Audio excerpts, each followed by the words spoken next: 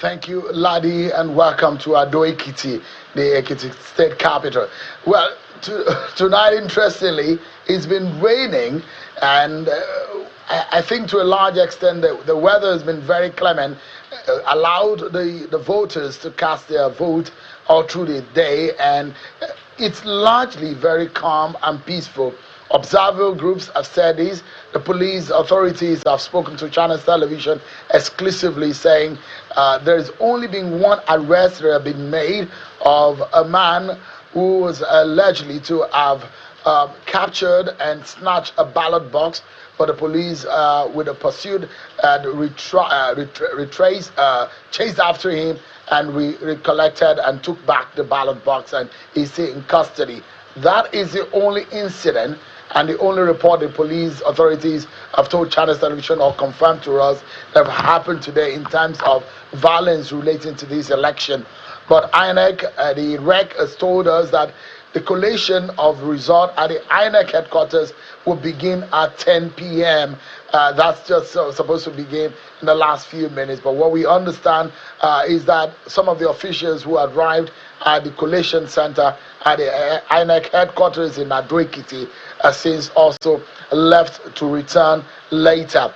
But what we have also noticed is in the INEC IREF, which is a portal for the viewing of result, about 80, almost 90% of the result have now come in. But we do not know the physical result from EC8A and the rest that have come in for collation at the INEC headquarters. There are 16 local government areas, and we will get to listen to local government returning officer one after the other in all of the 16 local government areas to return the result, and that is when we will be able to know the winner in this election. It's raining, and hopefully this does not go too long, because the weather might delay the process of the announcement or the collation of the result, because everyone will have to be careful in moving in and around town. Don't forget, Ladi, today was also an examination day for students.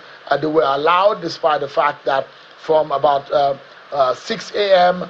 up until 6 p.m. today, there was a curfew that was imposed and restriction of movement.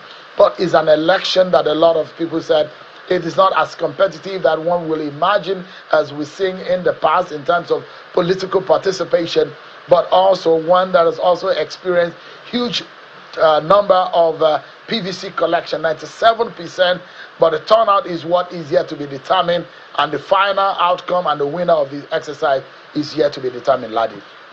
Right, definitely. I guess we can call it showers of blessings right there. But, you know, beyond party politics, what would you say were the key issues, you know, some of the voters were talking about mostly there? Because I know you did feel their pulse. Yeah, there are some fundamental issues that came up. One is in the performance of the beavers, the machine that is used for accreditation and voting. That gave some problems to some older and elderly voters who turn up at the polling units. Some of them who complained that they were not, their biometrics or their facial recognition feature was denied, and whether or not they had to resort to using a manual process, and whether or not that, how much is that allowed under the INEC guideline and the electoral law is yet to be seen. But that is a major complaint that a lot of voters had in some of the polling units that we monitor. Another issue that came up is that INEC gave 3 different figures as to the political party participation. On the ballot paper, we saw 19 political parties listed on the ballot paper. On the election result sheet, 15 political parties were listed. On the INEC release of the political party and the candidate, 14 political parties and their candidates were listed. So the discrepancies in the number of political party participation was an issue, but we did ask the INEC REC about this, and he blamed judiciary and politicians for it, because up until the last moment there were issues, court cases, which made them to resolve into printing all of the political party names on the ballot paper, and that's the reason he gave for the discrepancies, Ladi. All right, thank you so much for your coverage, and definitely anytime now, I will be expecting the results. Shino Kimberloye, political editor, thank you so much.